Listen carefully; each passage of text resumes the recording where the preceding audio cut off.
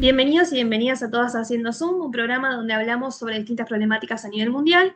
Hoy vamos a hablar sobre la previsión social para el envejecimiento con Rafael Rothman. Bienvenido, Rafael. ¿Querés contarnos un poco de vos? Hola, ¿qué tal? Un gusto estar con ustedes.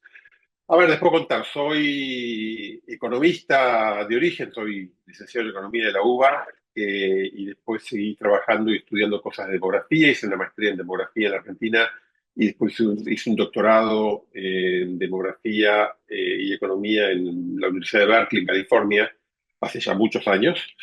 Y desde ese entonces he trabajado siempre en temas de dinámica demográfica, envejecimiento poblacional y tratando de enfocarme en cuestiones muy concretas de políticas públicas y especialmente vinculadas a los temas de los sistemas previsionales, cómo envejece la gente, cómo maneja su vida una vez que es adulta mayor, cómo funcionan las políticas públicas, cómo los sistemas de jubilaciones y cómo adaptarlos a los cambios demográficos y cómo hacerlos más efectivos, que den protección de mejor calidad, que sean fiscalmente sostenibles. Ese es mi trabajo. He pasado por ONGs, trabajé casi 20 años en el Banco Mundial, eh, colaborando con países de todo el mundo, especialmente América Latina, en este tipo de discusiones. Hoy soy investigador visitante en el CIPEC, que es el Centro de Implementación de Políticas Públicas para la Equidad y Crecimiento. Es una ONG que trata de ayudar al desarrollo de ideas y a la implementación de políticas públicas de calidad. Y en eso estamos, charlando todo el tiempo con políticos, con periodistas, con hacedores de política, con destructores de política, tratando de ver cómo ayudamos para que las cosas salgan un poco mejor en el día a día. Muy bien, entonces vamos a estar con las preguntas. En primer lugar, ¿cuáles pensás vos que son los principales desafíos que enfrentan los adultos mayores en situación de vulnerabilidad económica? A ver, un adulto mayor tiene un problema importante y es que pierde capacidad para conseguir recursos en el mercado de trabajo. Por eso hay sistemas previsionales, porque entendemos que a determinada edad, que podemos discutir cuál es la edad y obviamente debe ser distinta para cada persona, pero eventualmente la gente le cuesta mucho seguir trabajando y consiguiendo un salario o algún ingreso en el mercado de trabajo para vivir, y entonces necesita recursos de otro lado. El gran desafío de los adultos mayores es que no acumular un recurso a lo largo de su vida, que es lo que ocurre con muchos, con la mayoría, dependen de algún ingreso adicional que suele ser alguna política pública tipo un sistema previsional. Eh, Hay otro grupo etario en la sociedad que está en situación parecida, que son los niños. La diferencia entre los adultos mayores y los niños es primero que los niños tienen padres que por normas sociales y legales los mantienen, mientras que en los adultos mayores esto no es obvio que ocurre en la familia. Y segundo es que los niños van a crecer y se van a hacer grandes y después van a trabajar. Y los adultos mayores no.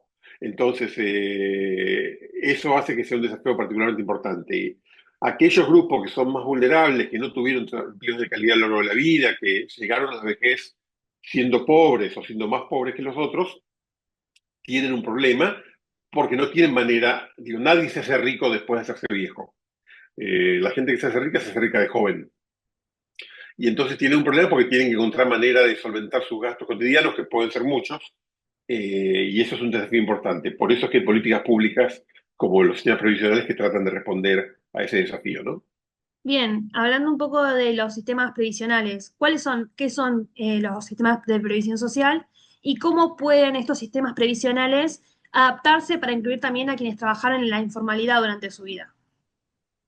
Por supuesto, a ver, los sistemas previsionales son básicamente políticas públicas, es central, es política pública. Vos podés ahorrar por tu cuenta y eso está muy bien, de hecho es bienvenido, pero eso no es una política pública. El sistema previsional es una política que hace el Estado que dice, yo tengo como Estado, representando a la sociedad, que proteger a la población adulta mayor que no trabaja más. ¿Qué intento hacer? Dos cosas al mismo tiempo, y eso a veces genera muchos desafíos. Quiero asegurarme de proteger a toda la población del riesgo de indigencia, quiero decir, no quiero tener adultos mayores que no tienen para comer, que estén en una situación económica catastrófica. Y además quiero intentar tener un mecanismo que de alguna manera facilite que quien se retira del mercado de trabajo por la edad mantenga niveles de consumo, calidad de vida parecido a lo que tenía antes de jubilarse. Esos dos objetivos a veces compiten y te generan un problema porque a veces no te alcanzan los recursos para todo y ¿qué hago? ¿Doy más proporcional a lo que consumieron antes o pongo un básico de mejor calidad para todos? Y la plata no alcanza para todo. Hay una máxima en política pública que quienes trabajamos en esto lo sabemos del primer día y quienes alguna vez fueron a un curso de economía también se lo dijeron el primer día. Uno tiene fines múltiples y recursos escasos, o sea, no alcanza para hacer todo lo que queremos. Y entonces hay que elegir, hay que encontrar equilibrios, no hay una respuesta técnica correcta, es una discusión política en el mejor sentido de la palabra, y la sociedad decide dónde se pone. Nos ponemos a veces más del lado de quienes están peor y por eso ponemos jubilaciones mínimas, beneficios universales, y a veces nos ponemos más del lado de quienes aportaron más a lo largo de la vida y queremos mantener su nivel de ingreso y entonces ponemos regímenes que son más proporcionales a la historia. Esos son los dos desafíos. Inicialmente, los sistemas previsionales en el mundo se pensaron como mecanismos de continuación de los ingresos laborales asalariados. La mayoría de los sistemas previsionales que empezaron ya por el 1880, lo que decían es que una persona que viene a trabajar todos los días, cobra un salario, el día que es grande no puede cobrar más salario, tengo que reemplazar el salario. Y entonces el derecho a la protección estaba muy asociado al salario. Parte de la lógica de eso era, eso respondía a dos principios lógicos que son razonables, pero no necesariamente ocurrían en el mundo real. Uno es que todo el mundo que trabaja, el salario es visible, se registra, puedo cobrar sobre ese salario, puedo hacer cuánto es, entonces puedo reemplazarlo. Lo segundo es que quien no tiene un salario y vive, no sé de qué vive, pero vive de algo. Probablemente vive de alguien que sí tiene un salario. Con lo cual, si yo reemplazo los salarios, protejo al que cobraba el salario y a la gente que vivía del que cobraba el salario. Las dos cosas son más o menos ciertas. Por un lado, por lo que decías recién, hay mucha, en nuestros países especialmente, hay mucha informalidad. Hay mucha gente que tiene un ingreso, que puede ser salarial o puede ser independiente, pero tiene un ingreso, pero que no aparece en ningún lado, no se registra, el Estado no se entera y si no se entera no puede aplicar la política. Y por otro lado, hay gente que vive de cosas más o menos, pero que no hay una relación de dependencia clara entre la familia. Digo, las familias que cuando esto se pensó a principios del 1900 decían, las familias son un señor, una señora, los hijos, el señor trabaja, la señora está en la casa. Era mentira en esa época también, pero ahora mucho más todavía, ¿no? Entonces, esa lógica que podría funcionar no funcionaba. Eso hace que el desafío que tenemos hoy día respecto del conflicto entre sustituir ingresos y garantizar ingresos mínimos es más grande que antes, porque la informalidad en nuestros países sigue siendo muy alta, 30, 40, 50, 60%, dependiendo del país. Y entonces, si vos solamente sustituís ingresos para muy poca gente. Te doy un ejemplo. En la Argentina, si tuviésemos un esquema previsional que solamente le da jubilación a quienes tienen una historia consistente, sostenida de aportes como salariado, estaríamos protegiendo al 20-25% de la población. Y el punto es, ese 20-25% son los que viven mejor, los que tienen más ahorros, los que tienen más ingresos, son los que menos protección necesitan. Entonces, ¿para qué me meto en una política pública que protege a lo que no le hace falta y no protege a lo que sí? Entonces, tengo que encontrar una manera de hacer las dos cosas al mismo tiempo. Y de vuelta es un desafío porque además, como hay mucho adulto mayor, esto es mucha plata. La política previsional es el gasto más importante en casi cualquier país del mundo que tiene el Estado. En Argentina es cerca de 10 puntos del producto. O sea, uno de cada 10 pesos que producimos en bienes y servicios en el país se destina a los adultos mayores. Es mucha plata. Es entre un tercio y un 25%, depende de la época, del gasto que el Estado hace en todo el país a nivel nacional, entre la nación, las provincias, los municipios. Mucha plata que se gasta en eso, y entonces es muy difícil sostenerlo y demanda mucho esfuerzo económico del resto de la sociedad para sostenerlo. Y ahí hay un desafío, obviamente, muy grande. Bien, hablando un poco desviándonos un poco del tema de la previsión social en sí, ¿cuáles son los que pensás que son los argumentos a favor y en contra de aumentar la edad de jubilación en los sistemas previsionales? A ver, la edad de jubilación tiene que aumentar, no hay discusión al respecto. Lo que suele ser una discusión importante es cómo se aumenta y cuánto. ¿Qué quiero decir con esto? En la humanidad viene pasando en forma sostenida desde el año 1800 que nuestra condición de salud es cada vez mejor, cada vez nos enfermamos menos, cada vez vivimos más tiempo, cada vez vivimos mejor. Hace 200 años la expectativa de vida, esto es cuánto esperabas que viva un bebé que acaba de nacer, estaba alrededor de los 30 años. Eso no quiere decir que la gente se moría a los 30. Eso es así porque había muchos bebés que se morían a la semana de haber nacido y había alguna gente que llegaba a adulta mayor. Pero la mayoría de la gente no llegaba a adulta mayor, se moría antes. Era muy alto el porcentaje de gente que se moría antes. Eso fue mejorando, vivimos mejor, tenemos mejores condiciones de vida, podemos hacer más cosas. Lo que hace 100 años uno decía, esta persona es vieja, hoy no tiene ningún sentido. Va cambiando la definición y cambia todo el tiempo y es razonable que se sea. Encima de eso hay otro fenómeno que pasa al mismo tiempo y es que va cambiando el mercado de trabajo. Hace 100 años, la mayor cantidad de la mayor parte de los trabajos eran trabajos que demandaban mucho esfuerzo físico. Tenías que cargar bolsas, hacer un pozo, había que poner el cuerpo todo el tiempo. Hoy cada vez más el trabajo es lo que estamos haciendo nosotros dos ahora. Estamos sentados entre una máquina, en una silla que es cómoda, no tomando un cafecito porque no me lo agarré, pero estoy tomando un cafecito y estoy trabajando. Es un trabajo que demanda mucho menos físicamente. Yo puedo hacer este trabajo en teoría en salud de lo que podría si fuese un minero del 1900, que no podría, no me daría el cuerpo para hacerlo. Entonces, las dos cosas hacen que mi capacidad de trabajar se vaya extendiendo en el tiempo en términos de edad mucho. Del otro lado, además, voy a vivir más tiempo, entonces tiene sentido trabajar más tiempo. Y la mayoría de la gente quiere trabajar más tiempo, porque no trabajar es aburrido. Por supuesto, hacer un trabajo feo también es aburrido. Pero si uno tiene oportunidades, si uno puede hacer cosas que le interesen, es bueno trabajar, es bueno incluso para la salud mental de la gente seguir trabajando. Y entonces hay que generar oportunidades. Lo que vemos quienes discutimos estos temas es que eso es un fenómeno que está pasando y en paralelo pasa un fenómeno similar que tiene que ver con que la heterogeneidad de la gente y la heterogeneidad de los empleos va aumentando. Cada vez hay más diversidad de cosas que se hacen y cómo se hacen y qué es lo que yo quiero y qué es lo que querés vos y qué es lo que quiere mi vecino y qué hace cada uno. Entonces, en esa lógica, lo que va haciendo cada vez más difícil es sostener el argumento de claro que a partir de ahora las personas mayores de 60 años son viejos y entonces se jubilan. O los 65 o los 68, no importa, pero sí, a partir, claro, y se acabó. Es mucho más razonable avanzar a esquemas que permitan que la gente se retire a partir de cierta edad, no a los 40 o a los 50, porque no tiene sentido. Si una persona no puede trabajar a los 40 o 50, tiene que haber una política para que lo proteja, pero no es una jubilación. La jubilación está pensada para los adultos mayores. Entonces, te pongo que te puedas jubilar a partir de determinada edad, pero hago dos cosas que hoy no suele haber en los sistemas. Una es que le doy mucha flexibilidad. Te dejo que te jubiles un poquito antes, un poco después, que sigas trabajando si querés. Y otra es que le doy incentivos. Si seguís trabajando, tenés premio. Si seguís trabajando, vas a cobrar más jubilación. Hay sistemas como el argentino actual que si vos seguís trabajando, el Estado te dice muchas gracias, vas a cobrar lo mismo que antes. Y no tiene sentido. O sea, si vos postergás la jubilación, tendrías que cobrar más. Entonces, si arreglás esas cosas, vas a lograr que la gente vaya postergando su edad jubilatoria sin entrar en la discusión, en la batalla de decir hay que subir 4 años la edad mínima jubilatoria la semana que viene. Hay que correr las líneas, pero hay que correrlas en forma muy suave. Hace un tiempo hicimos un estudio, lo que nos daba es que, dado cómo va cambiando la expectativa de vida y otras cosas, uno debería corregir la expectativa de vida, perdón, la edad jubilatoria en algo así como un año cada 10, lo cual se traduce en algo así como un mes por año.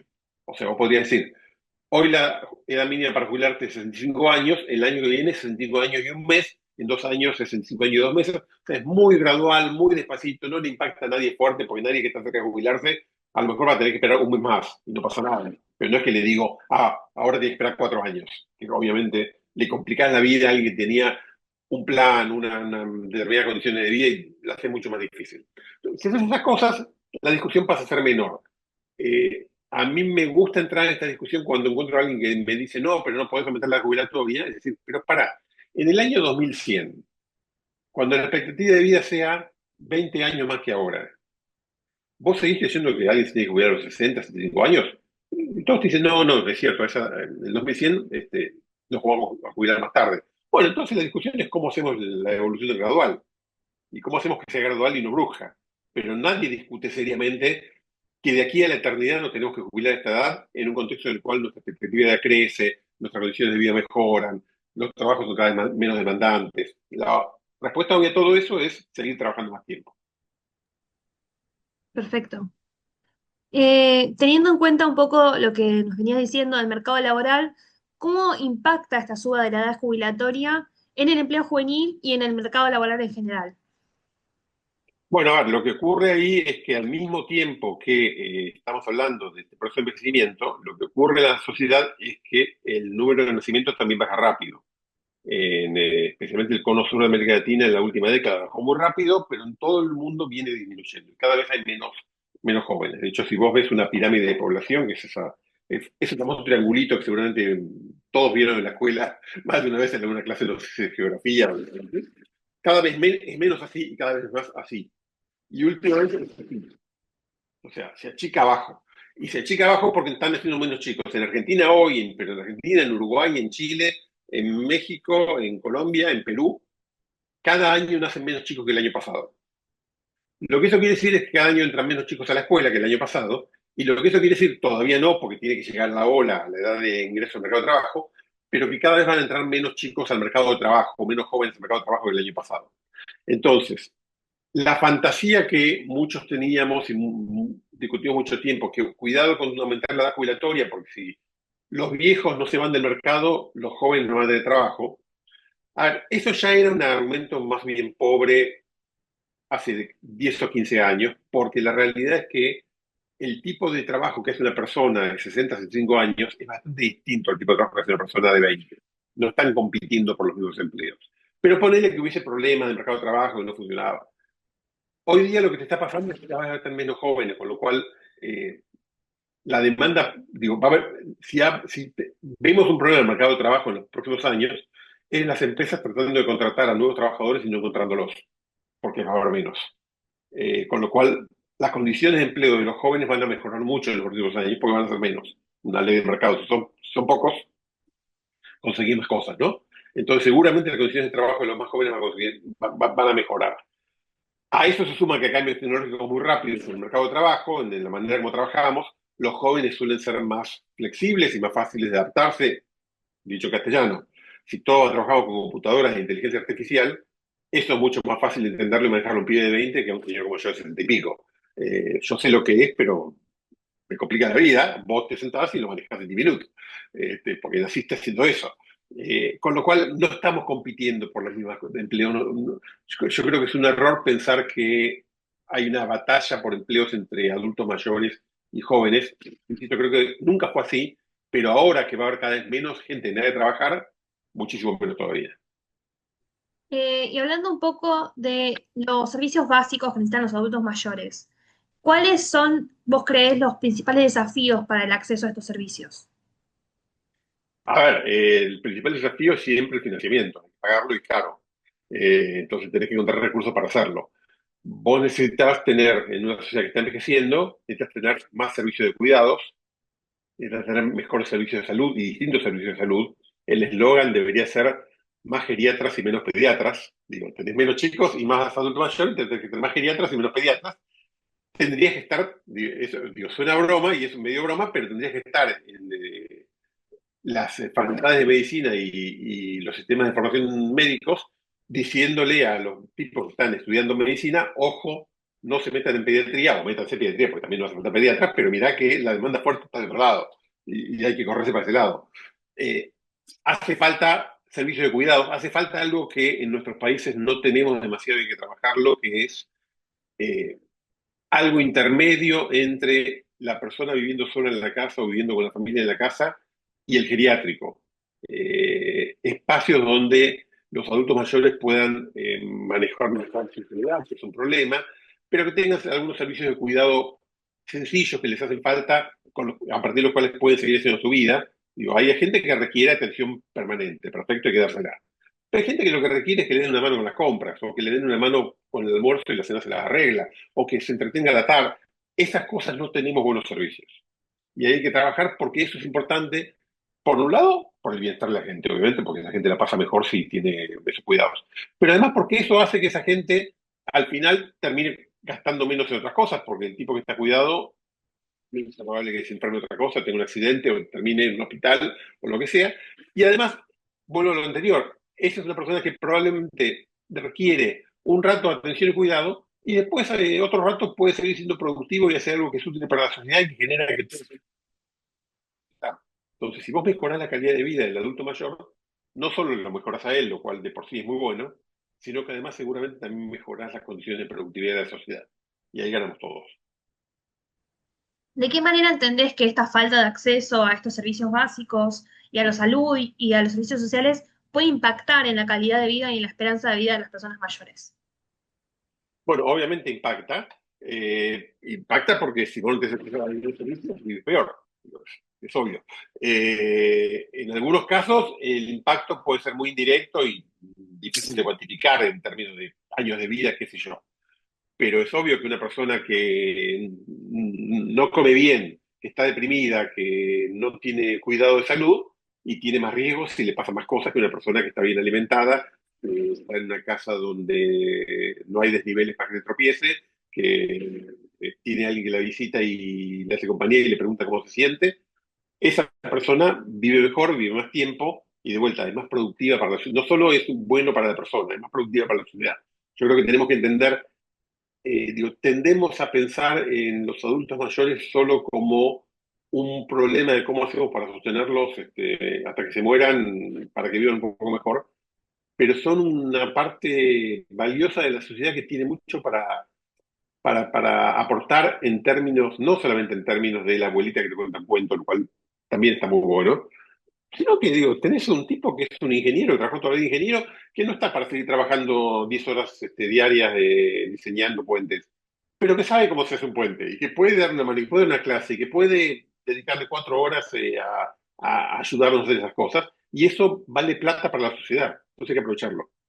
Y ahora la última pregunta que tenemos acá planteada. Ya hablamos un poco de las estrategias que se pueden utilizar para mejorar un poco la edad jubilatoria y tener mejores sistemas de previsión social.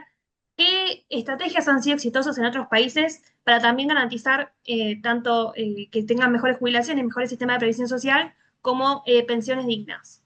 A Si te ver, el tema, el gran desafío los sistemas profesionales, los sistemas profesionales tienen un desafío importante, y es que los sistemas profesionales tienen como objetivo de política tres objetivos al mismo tiempo. Tratan de cubrir a la mayor cantidad de gente, que digo, un sistema profesional ideal, todo aquel mayor de determinada edad está protegido.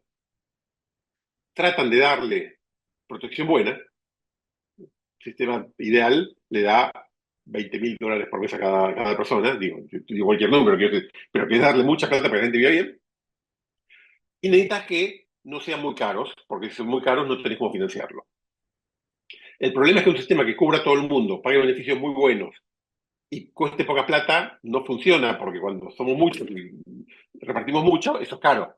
Lo que los políticos están obligados a hacer es a decir, o bueno, o cubro un poco menos, si uno no los cubro, o les pago un poco menos, o gasto un poco más, pero entonces yo le saco la plata y a quién le cobro un impuesto. Y ese es el equilibrio del debate de política que hay alrededor, es siempre ese al fin del día. Países como la Argentina tienen una particularidad, y es que además de tener ese desafío que tienen todos, y es un desafío que se complica a medida que la sociedad envejece por el cambio demográfico, porque nacen menos chicos y porque vivimos más tiempo, además de ese desafío tenemos un desafío, y es que tenemos muchas excepciones dando vuelta. Si yo te pregunto a vos a qué edad se puede jubilar alguien en Argentina, estoy seguro que me vas a responder más o menos rápido: los varones a los 65, las mujeres a los 60. Si te pregunto cuántos años de aporte hace falta, me decís hace falta 30 años de aporte. Es lo que dice la ley nacional, todo el mundo más o menos lo sabe, no es tomarlo de examen, pero es la cosa que uno tiene más o menos leídas, escuchadas, discutidas 800 veces. Bueno, resulta que en Argentina hay 200 regímenes de excepción. Hay 200 esquemas que están afuera de eso. Jueces, diplomáticos, docentes universitarios, investigadores, mineros, colectiveros, trabajadores de sanidad, militares, fuerzas de seguridad, bailarines del Teatro Colón. Hay 200, hay de todo. Provinciales. Una regla importante de las excepciones es que todas las excepciones son para mejorar la situación de quien tiene la excepción. Nadie tramita una excepción para vivir, para estar peor. Entonces, lo que ocurre es que en muchos casos lo que tenés es gente con condiciones muy injustas por respecto del resto. Por ejemplo, en muchas provincias, si sos docente, te podés jubilar a los 50 años. Es absurdo tener un jubilado de 50 años.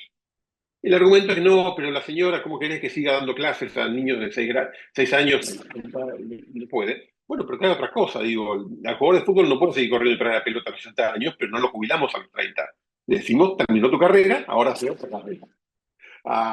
Entonces, en algunas cosas nos quedamos enganchados en eso. A mí me impresiona mucho, yo siempre ejemplo, me impresiona mucho, hay un régimen especial para los bailarines del Teatro Colón.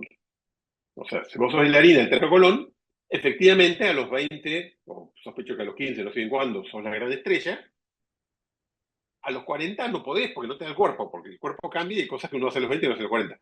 Pero no puede ser que te jubiles a esa edad. Tendrás que, digo, dar clases de ballet, escribir libros o poner una heladería, no sé, lo que hace cualquier otro.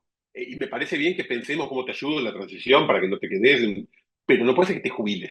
Y en Argentina tenemos, el censo del 2022 lo muestra, 2.800.000 personas menores de 65 años que tienen un beneficio previsional. 2.800.000. Un montón. ¿Por qué? Por todas estas excepciones, por todas estas reglas raras. Tenemos un régimen que, lo decíamos hace un rato, cuando se pensaron estos sistemas, se pensaba en un señor que trabajaba, la señora que no trabajaba y los chicos. Y entonces, si al señor le pasaba algo, a la señora había que darle una pensión. Porque como dependía del marido, si el marido se muere, a la señora hay que mantenerla. Lo que le dábamos era una pensión vitalicia. Si el señor se moría a los 20 años, la esposa tenía una pensión vitalicia y va a ser viuda y mantenida por el Estado hasta que se muera 60 años después. Eso que era ya raro en el 1900, ahora es absurdo. Estamos dando pensiones vitalicias a gente de 20 años, que puede trabajar, que trabaja. Una cosa que te ayuda a superar el shock de que me enviudaste y me parece perfecto, hay que hacerlo, pero no puedo dar una pensión vitalicia. Porque además, si enviudas de vuelta, tenés dos pensiones vitalicias. Y cuando llegues a la edad jubilatoria vas a tener dos pensiones vitalicias y la jubilación. Entonces, así es muy difícil tener un sistema que sea financiable en condiciones razonables. Si ordenamos esas cosas, entre otras, es mucho más fácil tener un sistema que dé beneficios que nos parezcan razonables. Nunca nos van a parecer suficientes porque siempre queremos dar más, porque queremos que la gente viva mejor. Pero una cosa es que son insuficientes y otra cosa es que sean irracionales en términos de lo que cuesta la vida cotidiana. Es más fácil dar beneficios de más calidad cuando el sistema es más ordenado, cuando es más eficiente. El sistema argentino es muy desordenado, gasta mucha plata en cosas que no debería y entonces le cuesta más gastar plata en cosas que sí debería. Y ahí hay un desafío muy importante. Bueno, muchas gracias, Rafael, por las respuestas. Son todas muy interesantes y nos van a dar a todos mucho que pensar. Y muchas gracias a todos por acompañarnos. Nos vemos en el próximo episodio de Siendo Zoom.